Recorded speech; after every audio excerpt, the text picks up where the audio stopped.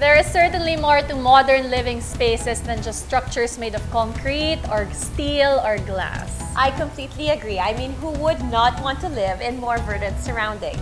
Hi, Bianca. Hello, Steph. So for today, I checked out this premier development that really takes into consideration living in the city but still being surrounded by greens. And while I personally take an interest and delve deeper into this natural and organic lifestyle that has taken the city by storm. That we hope is not just a trend or a fad. Yeah, you know, I think it's high time that people consider more ecologically sound options for living their everyday life. Yeah, so join us for this episode as we give you the many green possibilities of living in the metro.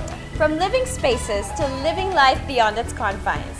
This is your ultimate guide to modern living.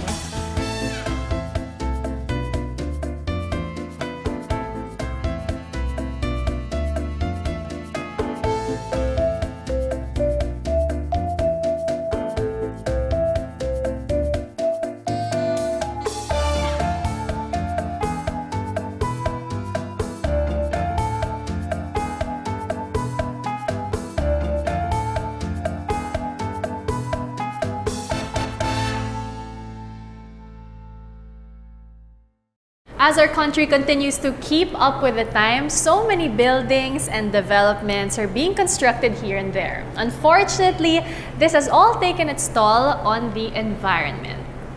Now more than ever, there is a need for a green revolution. Striking a balance between economic growth and environmental preservation is a tremendous challenge for a developing country such as ours. Now imagine, all that economic progress minus the negative ecological impacts. Definitely, sustainable development is the way to go. And with the remarkable increase in construction activities, the building industry aims to reduce our carbon footprint through green architecture. Well, green architecture is a way of building that impacts the environment the least, makes use of the resources of the place and of the country with the minimal of impact and the maximum of sustainability.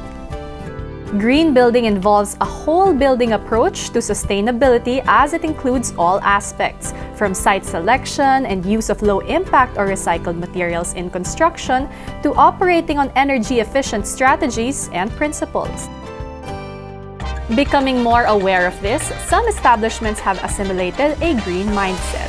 In the heart of Quezon City is Cocoon Boutique Hotel, which commits to helping save the environment as it offers luxurious amenities and services at the same time. A stylishly modern interior greets its clients upon arrival at the lobby. So yung orientation ng kanilang entrance is on the morning sun. So in the afternoon, which is the hottest time of the day, protektado siya. A lot of this, ito yung repurpose wood to, ito yung yung tinatawag na tongue and grooves. Ito yung mga kalyado, yung galing either sa mga walls ng old houses. Dito ginamit nila pang decorative motif. Aside from the extensive use of salvaged wood and renewable building materials, Green Cocoon also practices water conservation. The other aspect of sustainability or green building comes from being able to take advantage of the rain, especially in tropical countries. And so you have rainwater harvesting, all the water that falls from the rain onto the buildings and onto the roofs. That means that the water comes from this gray water source and is used for flushing the toilet.